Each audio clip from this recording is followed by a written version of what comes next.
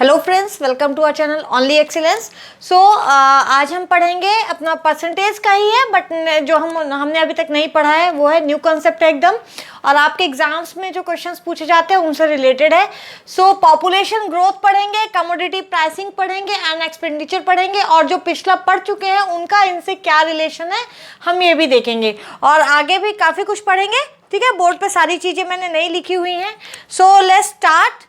हम अगर population growth जो आप फर्स्ट टॉपिक देख रहे हैं, अगर मैं कहूँ कि उनका इसका क्या मतलब है, पॉपुलेशन ग्रोथ का क्या मतलब है, तो देखिए अभी हम जो भी पढ़ रहे हैं, आप क्या क्या पढ़ चुके हैं। हम ये पढ़ चुके हैं कि भाई परसेंटेज क्या होता है, 1/100 होता है। आप पढ़ लिए कि x% ऑफ y क्या होता है, आप जान गए हो x/100 इंटू वाई करना है। ठीक है, उसके बाद आपने क्या पढ़ा है कि x% इक्विवेलेंट कितना होता है, x% इक्विवेलेंट होता है x/100 के। उसके बाद आपने देख लिया कि x% जो है हाउ मच ऑफ y, अगर दिया है हाउ मच ऑफ y पूछा है तो आपको कैसे करना है, आपको सिंपली x, यहाँ पे आपको दिख नहीं रहा होगा, आप सिंपली x/100 इंटू वाई कर रहे हो। ठीक है, सो इस तरीके से आप x/y इंटू 100 कर रहे हैं,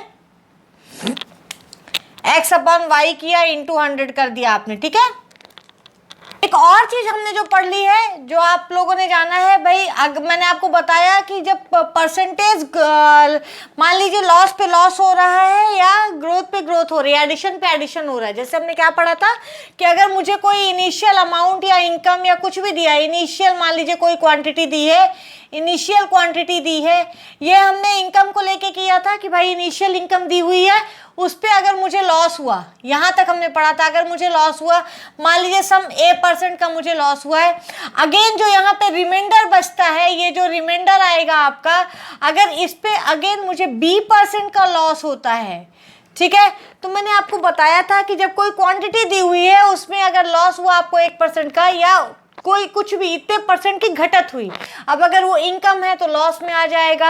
अगर मान लीजिए भाई ये हुआ कि मेरे पास 20 kg शुगर थी, उसका 20% आपने किसी को दे दिया, एंड फिर 10 जो बचा उसका 10% आपने दूसरे को दे दिया। तो मतलब क्वेश्चन रिलेट करना सीखिए, क्वेश्चन रिलेट करना सीखिए। लॉस का मतलब ये फॉर्मूला, इसका मतलब ये नहीं कि आप इनकम पे ही लगा सकते हैं, इसका मतलब हो गया कि लॉस का मतलब होता है कमी।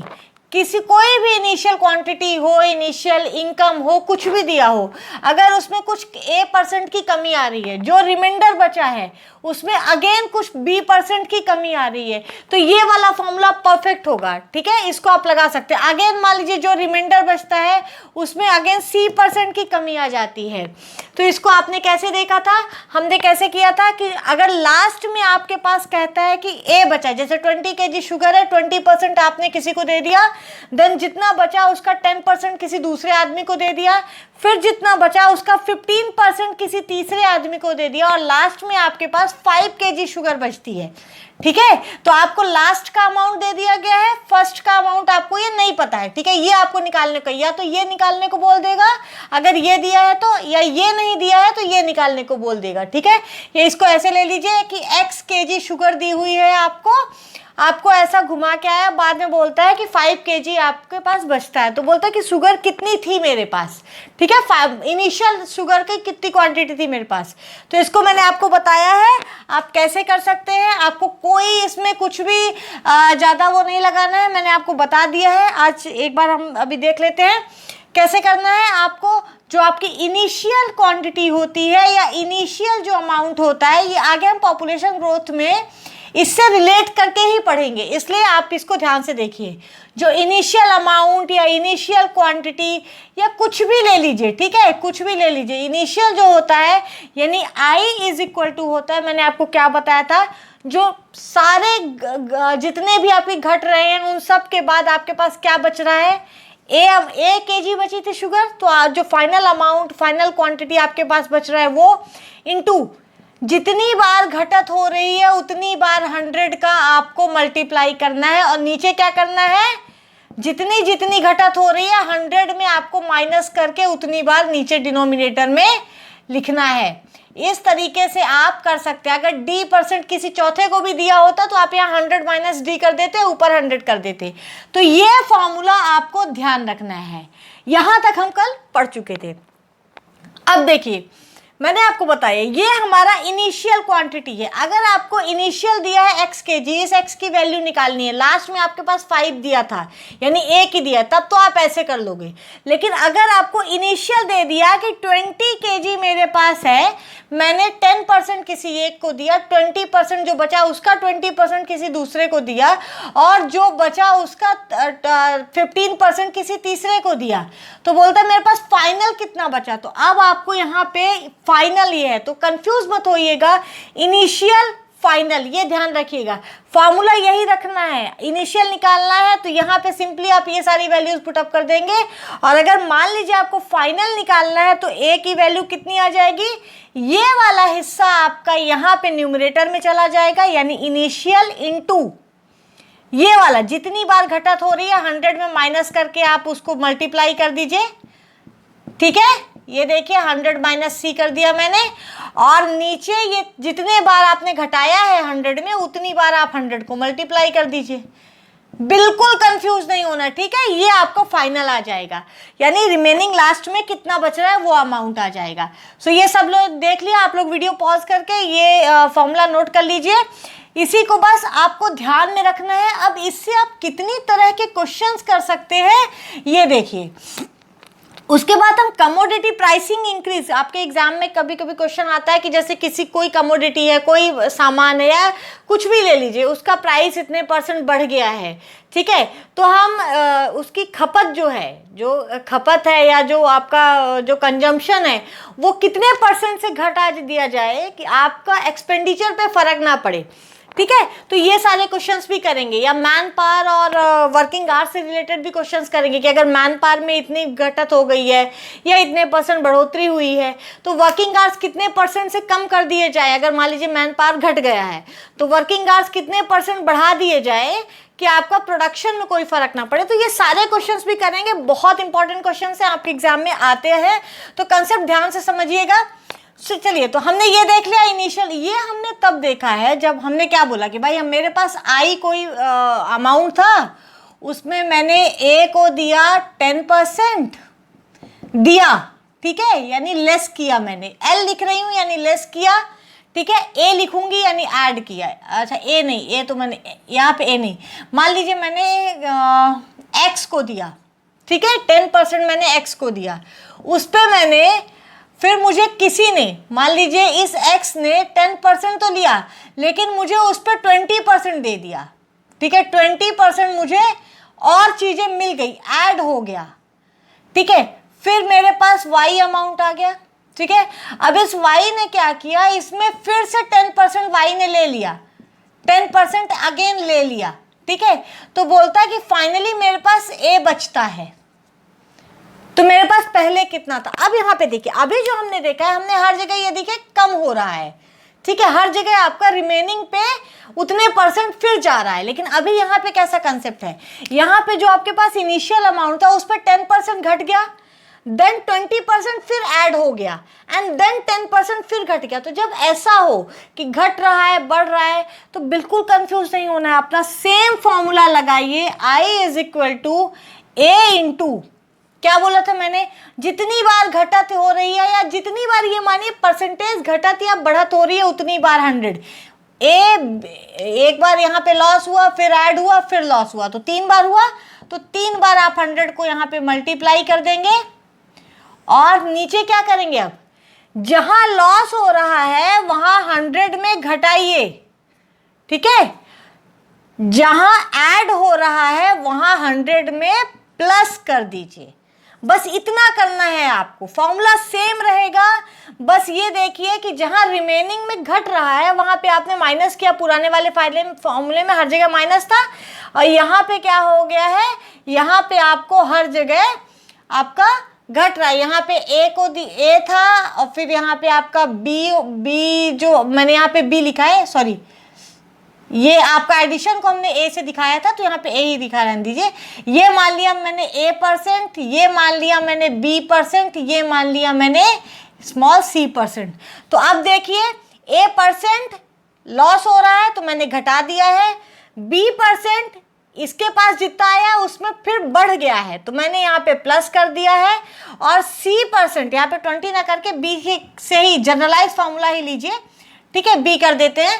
तो अब सी को क्या किया, अगेन लॉस है तो फिर 100 माइनस सी कर दिए, ये फॉर्मूला हो जाएगा। अगेन वही कंसेप्ट, आई पूछा है तो सिंपली फॉर्मूले में पुट अप करिए, ए पूछ लिया तो ये चीजें पूरी ऊपर आ जाएंगी आई के साथ मल्टीप्लिकेशन में, और 100 आपका नीचे चला जाएगा। ध्यान रखिएगा जब भी इनिशियल पूछेगा तो 100 वाला पार्ट ऊपर आएगा, जब भी फाइनल पूछेगा तो आपको जो प्लस और माइनस वाला है वो ऊपर आएगा, यानी रिमेनिंग। इसका कंसेप्ट क्या होता है, इसका कंसेप्ट ये होता है कि मेरे पास पहले अगर 100 रुपए थे उसमें मैंने 10% दे दिया तो 90 बचे, ठीक है, तो मैंने क्या किया 90 से मल्टीप्लाई किया, ठीक है, फिर मेरे पास B% दिया तो मैं इसका दिया इस पे है, लेकिन मैं क्या लेके चलती हूँ, यही लेके चलती हूँ। फिर B% दिया है यानी 20% दिया है तो मैं 20 वाले को घटा दूंगी, अगर मैं 100 लूँ तो 80 बचेंगे, अगर मैं 100 लूँ तो यहाँ पे कितने बचेंगे, 90 बचेंगे। तो ये ध्यान रखने के लिए मैं आपको बता रही हूँ, इसको जस्ट रिलेट कर रही हूँ जिसलिए आपको ध्यान रखे कि आप 100 कैसे ध्यान रखेंगे, क्योंकि परसेंटेज में 100 ही मान के चलते हैं नॉर्मली, ठीक है, इसलिए आप ये फॉर्मूला इजीली ध्यान रख सकते हैं। समझ में आया सबको, इसको ध्यान से देखिए, इस पे बेस्ड क्वेश्चंस करिए। चलिए एक क्वेश्चन करते हैं, ठीक है, एक क्वेश्चन करके देख लेते हैं इसी का।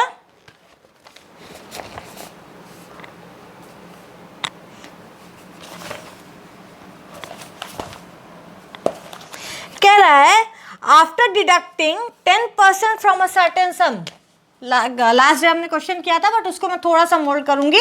After deducting 10% from a certain सम, यानी यहाँ पे मुझे कुछ एस दिया था उसमें 10% मैंने डिडक्ट किया है, रिमेनिंग का 15% डिडक्ट किया है, ठीक है। मान लीजिए मेरे पास कुछ सम था एस जिसमें मैंने 10% टैक्स पे कर दिया है, आपका टैक्स और ये वाला आ चुका है क्वेश्चन, इसलिए मैं इसको लेके चल रही हूँ, ठीक है। आपके आंकड़े सेम नहीं है, डाटा सेम नहीं है, यानी 15% की जगह कुछ और था, 10% की जगह कुछ और था, लेकिन क्वेश्चन यही था कि मेरी इनकम में 10% मैंने टैक्स दे दिया है, 15% मैंने खर्च कर दिया है, ठीक है, ये मेरा मैंने एक्सपेंसेस लिख लिया मैंने यहाँ पे, 15% मैंने खर्च कर दिया है, फिर 20% जो बचा उस पे मुझे 20% किसी ने दे दिया, या 20% एडिशन हो गया है, मान लीजिए कहीं से मिल गया है या रिवर्सल आ गया है, ठीक है। तो रिमेनिंग का ध्यान रखिए, 15% इसके बाद जो बचता है उसका रिमेनिंग है, 20% इसके रिमेनिंग का है, ठीक है। फाइनली मेरे पास बचते हैं 3000 रुपीज। तो बोलता है पहले मेरे पास कितने थे, तो अब देखिए सिंपली आपको क्या करना है, इनिशियल निकालना है, तो आपने एस लिखा, कैसे करेंगे, ये जो 3000 बच रहे हैं इसको मल्टीप्लीकेशन में लाइए, मल्टीप्लाइड बाय क्या करेंगे 10%, 15%, 20%, 3 बार एडिशन और डिडक्शन हो रहा है, इसलिए आप 3 बार 100 को मल्टीप्लाई करेंगे। मैं सीधा यहाँ पे 60 लिख लेती हूँ, ठीक है। आगे 10% डिडक्ट हो रहा है तो 90, 100 माइनस 10 कर लिया मैंने। फिर क्या कह रहा है कि इसका जो बचता है उसका 15% एक्सपेंस जाता है, तो एक्सपेंस क्या है, डिडक्शन ही है, मैं खर्चा कर रही हूँ, मतलब मेरे पास जो पैसे थे वो कम हो रहे हैं ना, तो 15%, तो 100 में 15 माइनस कर दीजिए 85। फिर मेरा एडिशन हो रहा है 20% का, मुझे कहीं से मिल गए, जो बाकी बचा उसका 20% मुझे मिल गए कहीं से, या रिवर्सल आ गया, तो 20% जोड़ देंगे आप 100 में तो 120 हो जाएगा। इसको सॉल्व कर लीजिए, ये आपका आंसर आ जाएगा। तो इस तरीके से आप इजीली ये क्वेश्चंस कर सकते हैं। आपको इनिशियल दिया है तो फाइनल निकाल सकते हैं, फाइनल दिया है तो इनिशियल निकाल सकते हैं, ठीक है। चलिए अब आ जाते हैं हम अपना पॉपुलेशन ग्रोथ पे, ठीक है। पॉपुलेशन ग्रोथ से क्वेश्चंस आते हैं आपके एग्जाम में, मैंने कई बार देखा है। अभी हम आगे इसके बाद आज ही हमारा फिनिश हो जाएगा इसका समराइजेशन पूरा परसेंटेज का, एंड वीडियो जरूर देखिए, आप लोगों को बहुत फायदेमंद होगा, एंड आपके कंसेप्ट भी क्लियर होंगे, साथ ही आपको ट्रिक्स फॉर्मूले मिल रहे हैं जो आप इजीली अप्लाई कर सकते हैं बस क्वेश्चन देख के, ठीक है। सो आज थोड़ा सा लंबा वीडियो बन सकता है क्योंकि आज हम इसको फिनिश कर देंगे यहाँ पे, फिर हम नेक्स्ट डे से अपना 2018 का क्वेश्चन पेपर स्टार्ट करेंगे सीसैट का। एंड सीसैट का क्वेश्चन पेपर 18 का करने के बाद हम एसएससी के भी क्वेश्चन पेपर सॉल्व करेंगे, ठीक है।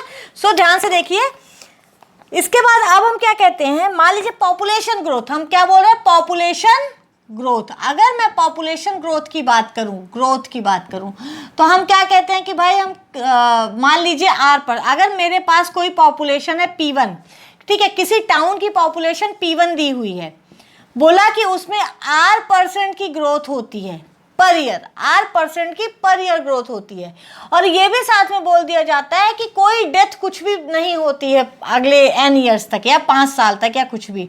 तो आफ्टर n ईयर्स अगर मेरे पास पॉपुलेशन Pn बचती है तो इसका जो फॉर्मूला होता है, अब यहाँ पे देखिए ये जो R% की ग्रोथ पर ईयर दिखा रहा है, तो पहला जो हमारा टाइप है, जब ग्रोथ आपकी सेम है, ग्रोथ रेट सेम है, पर ईयर R% ही हो रही है, ठीक है। ऐसा भी हो सकता है कि पहले साल 10% बढ़ी, दूसरे साल 15% बढ़ी, तीसरे साल 20% बढ़ी। तो पहला कंसेप्ट हम लेके चल रहे हैं जब हर साल केवल R% ही बढ़ रही है, 10% हो या 15% हो, जो भी हो, यानी इक्वल ग्रोथ रेट जो है वो इक्वल है सारे n ईयर्स के लिए, n की वैल्यू कुछ भी हो सकती है।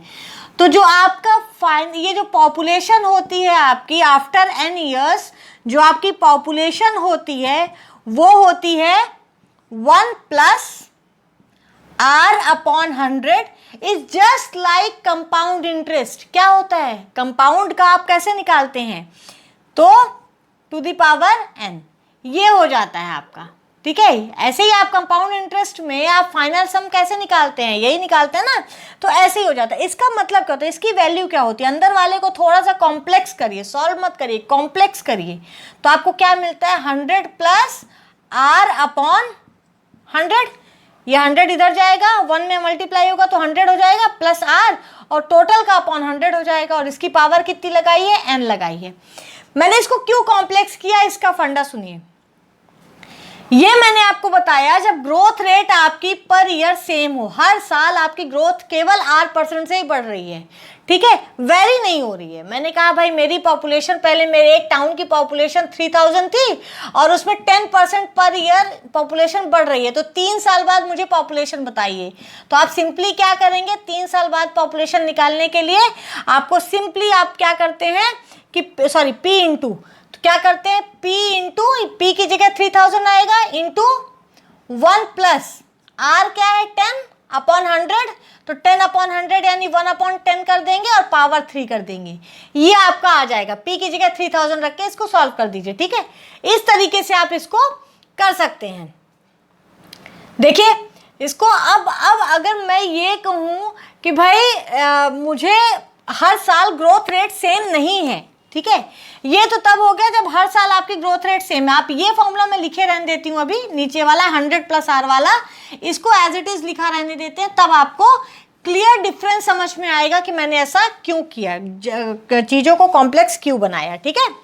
अब अगर मैं कहती हूँ कि किसी टाउन की पॉपुलेशन P1 है, ठीक है, किसी टाउन की पॉपुलेशन P है, P1 क्यों लिखना, P1 तो फर्स्ट ईयर हो जाएगी ना, तो P है, किसी टाउन की पॉपुलेशन P है, फर्स्ट ईयर उसमें R1% बढ़ती है पॉपुलेशन, ठीक है, तो P1 हो गई, सेकेंड ईयर उसमें R2% पॉपुलेशन बढ़ती है, तो P2 हो गई, ठीक है। ऐसे करते करते आपकी nth ईयर पे आपकी Rn% बढ़ रही है, ठीक है। कोई Rn का मतलब है कि भाई फर्स्ट ईयर क्या ग्रोथ रेट थी, सेकेंड ईयर क्या ग्रोथ रेट हुई, थर्ड ईयर क्या ग्रोथ रेट हो जाएगी, ऐसे फोर्थ ईयर करते करते nवें साल n की वैल्यू 5 भी हो सकती है, 2 भी हो सकती है, 3 भी हो सकती है, ठीक है। मान लीजिए Rn% बढ़ रही है, ठीक है, तो आपकी जो फाइनल पॉपुलेशन है वो Pn हो जाती है। तो अब कहता है कि आपको nवें साल पे आपकी टोटल पॉपुलेशन क्या होगी उस टाउन की, जब भी कोई भी डेथ वेथ ना हुई हो, यानी पॉपुलेशन केवल बढ़ रही है, घट तो रही ही नहीं है, ठीक है। तो चलिए इसको कैसे सॉल्व करेंगे। अब यहाँ पे इस फॉर्मूले को ध्यान से देखिए, यहाँ हमने क्या किया है, 100 प्लस R/100 किया है। मैंने ये फॉर्मूला आपको इसलिए बताया है जिसलिए आप इसको रिलेट कर सकें। अब जब आपकी रेट इक्वल नहीं है, तो आपको सिंपली क्या करना है, P N is equal to same, P से मल्टीप्लाई, सॉरी यहाँ पी से मल्टीप्लाई करते हैं तो पी से मल्टीप्लाई कीजिए 100 plus R to the power N, ठीक है। अब r आपका नहीं है, आपका R1 R2 R3 है, तो वही करना है आपको, r की जगह R1 R2 R3 पुट कर दीजिए। 100 plus R1 into 100 plus R2 into 100 plus R3, और ऐसे करते करते आप आ जाएंगे इंटू 100 प्लस RN तक, ठीक है। अब पावर n क्यों नहीं लगाया आपने, क्योंकि पावर, इसकी पावर n का मतलब क्या है कि 100 प्लस r का n टाइम्स मल्टीप्लाई हो रहा है, ठीक है। आपने उसी चीज को किया है, r की जगह R1 R2 R3 करके n टाइम्स मल्टीप्लाई कर दिया, सेम कर दिया, ठीक है। तो इसीलिए मैंने आपको ये फॉर्मूला बताया था। और अपॉन में क्या हो जाएगा हमारे, इसका टोटल करिए, इसके टोटल के अपॉन हो जाएगा 100, सॉरी क्या, हाँ 100 इंटू 100, तो अब 100 तो आप कितनी बार, 100 तो आपकी क्वांटिटी फिक्स है, तो इसको पावर n कर सकते हैं, ठीक है। तो ये आपका हो जाएगा, यानी जितनी बार आपकी रेट दी है उतनी बार 100 का मल्टीप्लाई। अब इस पे रिलेटेड एक क्वेश्चन कर लेते हैं, चलिए, तब आपको कॉन्सेप्ट ज्यादा अच्छे से क्लियर हो जाएगा, ठीक है।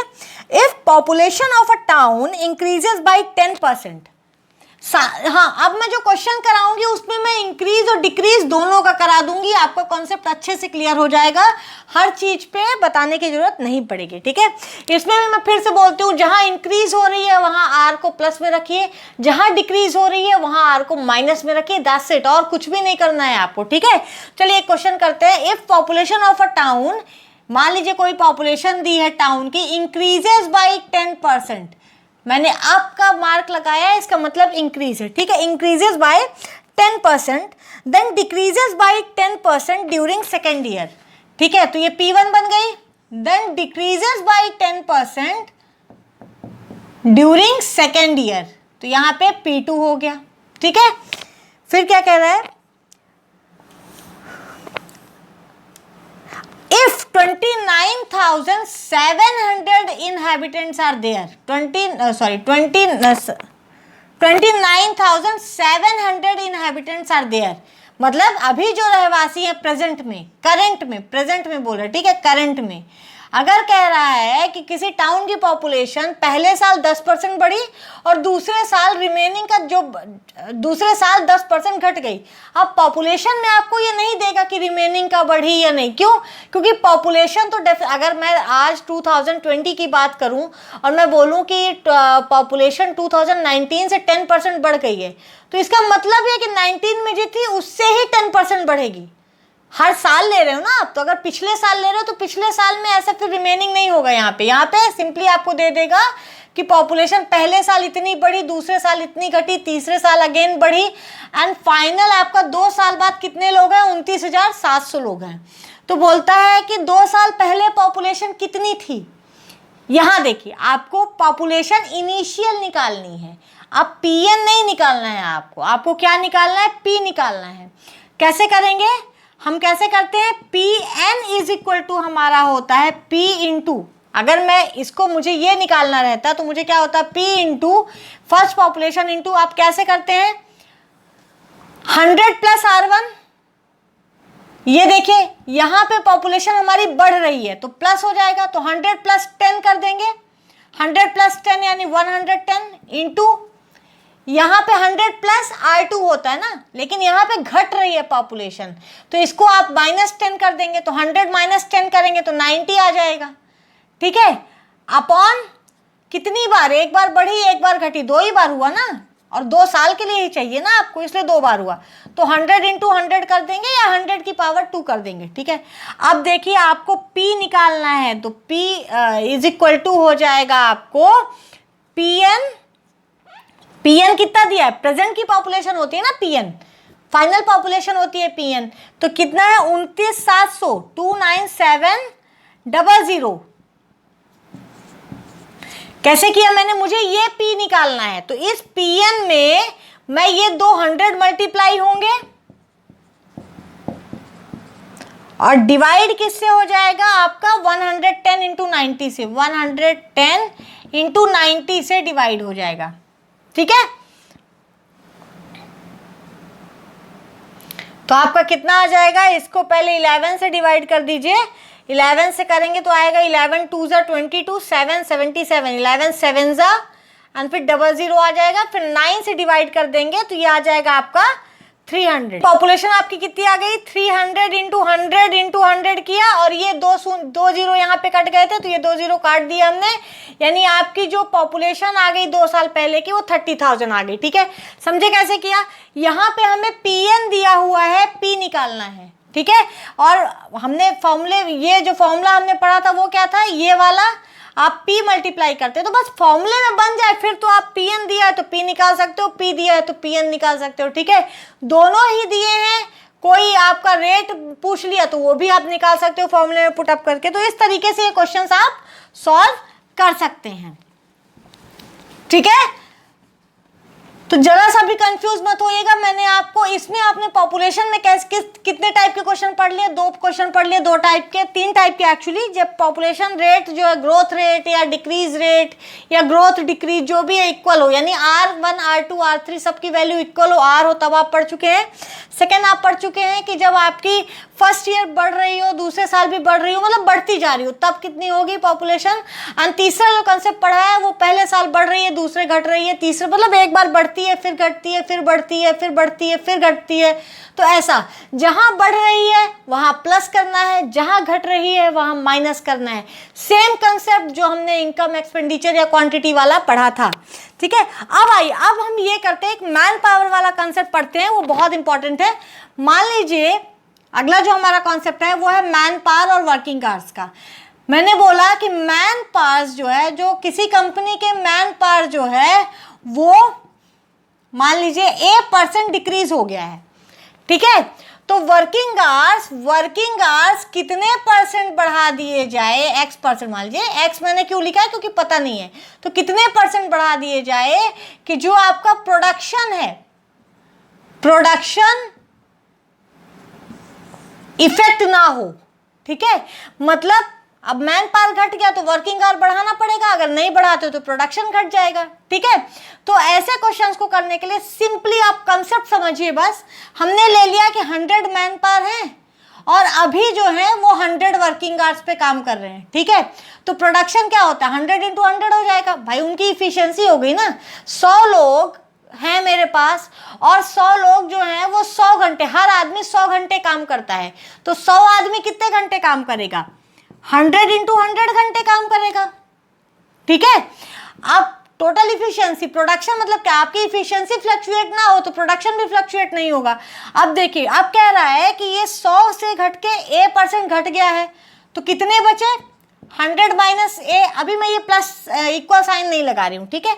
100 माइनस A बचे इंटू वर्किंग आवर्स मैंने X% बढ़ा दिया है, ठीक है। तो कितना हो गया, वर्किंग आवर्स पहले 100 था, अब 100 प्लस X हो गया है, ठीक है। अब आप कहेंगे कि भाई X क्यों लिखा, परसेंटेज क्यों नहीं लिखा, क्योंकि मैं तो 100 ही लेके चल रही हूँ, तो 100 का X% X ही हो जाएगा, तो मैंने सिंपली X को यहाँ पे वो कर दिया, ठीक है। अब चूंकि प्रोडक्शन मेरा फ्लक्चुएट ना हो, मतलब इफिशियंसी फ्लक्चुएट ना हो, इफिशियंसी पे कोई इफेक्ट ना पड़े, यानी जो पहले की इफिशियंसी थी that will be equal to after man power fall and working hours increase की इफिशियंसी, ठीक है।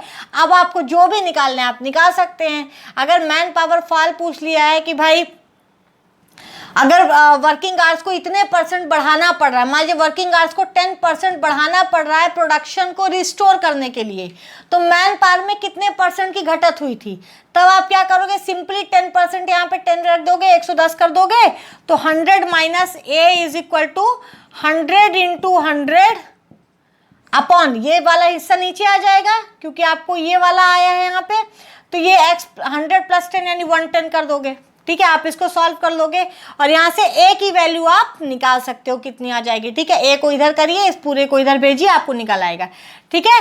वैसे आपको अगर ये दिया है A% दिया है, मान लीजिए 25% किसी कंपनी का मैन पावर 25% घट जाता है, क्वेश्चन लेके चलते हैं, किसी कंपनी का मैन पावर जो है वो 25% घट जाता है, ठीक है।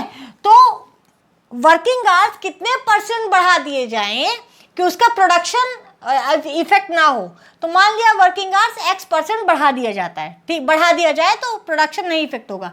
तो हमारा फॉर्मूला क्या आया है, वर्किंग आवर्स कितने परसेंट घट रहा है, 25%, यानी बचा हुआ वर्किंग मैन पावर, बचा हुआ मैन पावर ये है, ठीक है। और इस मैन पावर के साथ मुझे इतना इंक्रीज करना पड़ रहा है वर्किंग आवर्स को x%, है ना। तो इंक्रीज वर्किंग आवर मेरा ये है, ठीक है। तो ये दोनों मिलके इफिशियंसी देंगे जो कि पहले की इफिशियंसी के बराबर होना चाहिए, ठीक है। बस कर दिया आपने, आप कर दीजिए 100 प्लस x आ जाएगा आपका, ये आ जाएगा 75, और यहाँ पे आप 25 4 यानी 400 अपॉन 3 कर देंगे, ठीक है। यही हो जाएगा ना, ये 75 आ जाएगा, मैंने 25 3 जा कर दिया, 25 4 जा कर दिया 400, और इसको इधर 3 को इधर ले गए, नीचे ले गए, तो ये आ गया 400 अपॉन 3, ठीक है। तो x इज इक्वल टू आ जाएगा आपका, x इज इक्वल टू आ जाएगा, ये 100 जो है प्लस में था वो इधर आके माइनस में आ जाएगा, आपका आ जाएगा 100 अपॉन 3%। यानी अगर मैन पावर 25% रिड्यूस हो गए हैं तो आपको वर्किंग आवर्स 100 अपॉन 3% यानी 33.33 आएगा, परसेंट बढ़ाना पड़ेगा, जिसलिए आपका प्रोडक्शन इफेक्ट ना हो।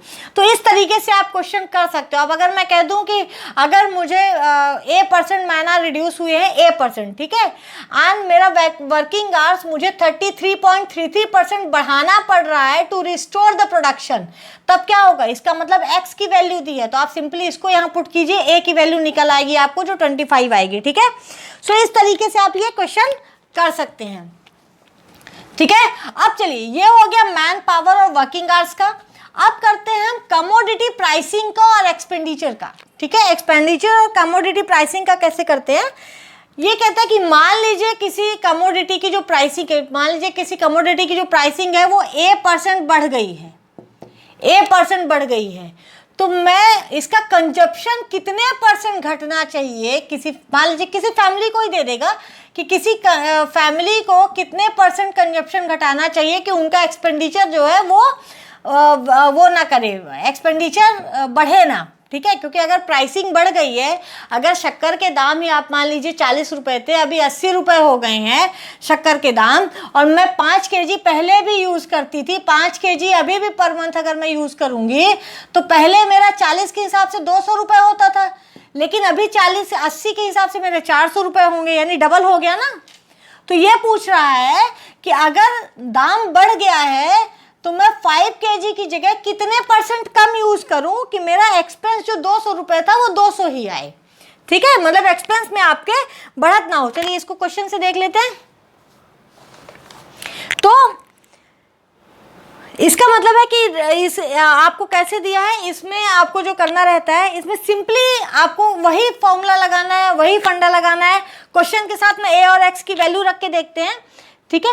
होता है कि अगर मुझे x की वैल्यू निकालनी है, यानी कंजम्पशन कितने परसेंट में घटा दूं, तो x की वैल्यू सिंपली आपकी होती है, ये मान लीजिए A% से बड़ा है ना, A% से बड़ा है, तो A जितनी बढ़त हुई है अपॉन 100 प्लस A इंटू 100। अगर मैं इतने परसेंट कंजप्शन घटा दूं तो मेरे एक्सपेंडिचर में कोई फर्क नहीं पड़ेगा। चलिए इसी को देख लेते हैं। अभी जो हमने शुगर का लिया है वही एग्जांपल ले लेते हैं।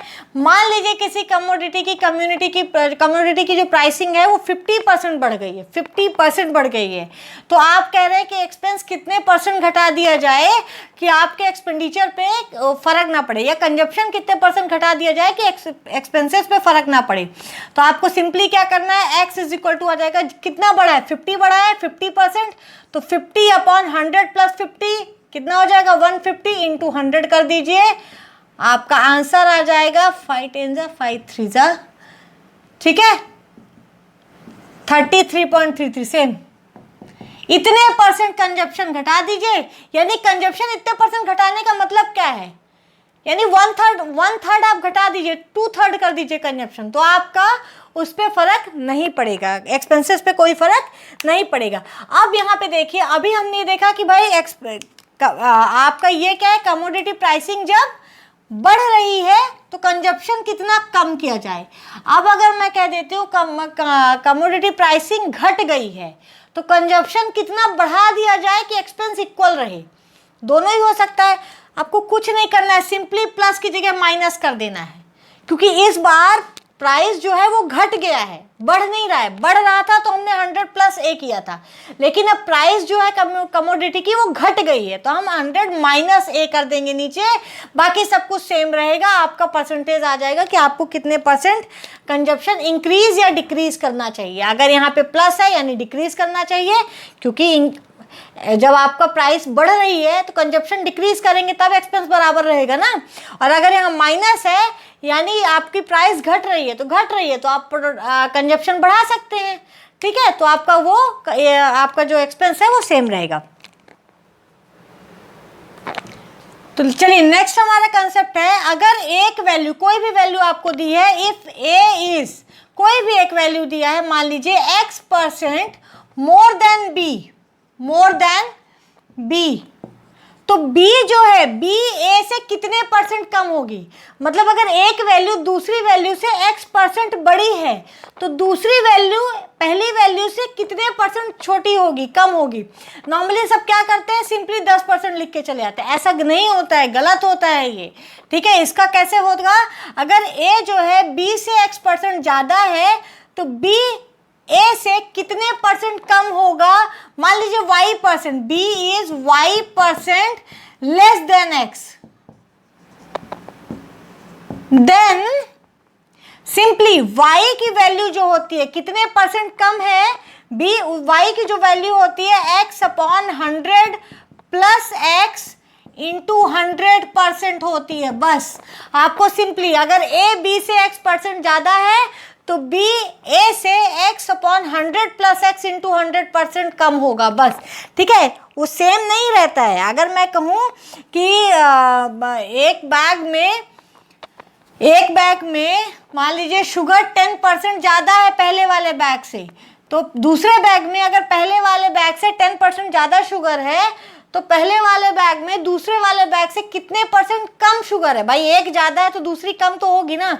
तो मान लीजिए एक ज़्यादा है तो दूसरा जो कम होगा वो इक्वल परसेंट से नहीं होता है। अगर ये इससे ज़्यादा है a% तो ये इससे कम होगा a/100 प्लस a इंटू 100% से, ठीक है। ध्यान रखिए ऐसे सॉल्व करेंगे ये आपका, इसमें बिल्कुल भी कंफ्यूज मत होइएगा, ठीक है। सेम वे में अगर आपको पूछ लिया जाए कि अगर पहली वैल्यू दूसरी वैल्यू से a% कम है तो दूसरी पहली से कितनी ज़्यादा होगी, तब आप प्लस का माइनस कर देंगे, बस, और कुछ भी नहीं करना है आपको, ठीक है। सो इस तरीके से आप ये कर सकते हैं। अब देखिए अगला जो हमारा है, बहुत, ये जो लास्ट के जो 3-4 कॉन्सेप्ट है ये बहुत इंपॉर्टेंट है, इनको ध्यान से इनमें क्वेश्चन करिएगा, ज़्यादा से ज़्यादा क्वेश्चन करिएगा और कम से कम समय में करने की कोशिश कीजिएगा और बताइएगा आपने कितने समय में किया है, ठीक है। अब देखिए क्या होता है, मान लीजिए आपका ऐसा दिया जाए कि भाई किसी की इनकम है वो पहले x% बढ़ा दी गई, ठीक है, फिर उसने y% घटा दी गई, बढ़ भी सकती है, जो रिमेन ये सेम हो जाएगा, आपका वही वाला कॉन्सेप्ट लगाएगा। आपका इनकम में भी आ सकता है कि भाई x% बढ़ा दी गई देन y% घटा दी गई, तो जो फाइनल इनकम है वो कितनी हो जाएगी, ठीक है। सिंपली आपको वही सेम फॉर्मूला लगाएंगे, जहां घट रही है वहां माइनस करिएगा, जहां बढ़ रही है वहां प्लस करिएगा।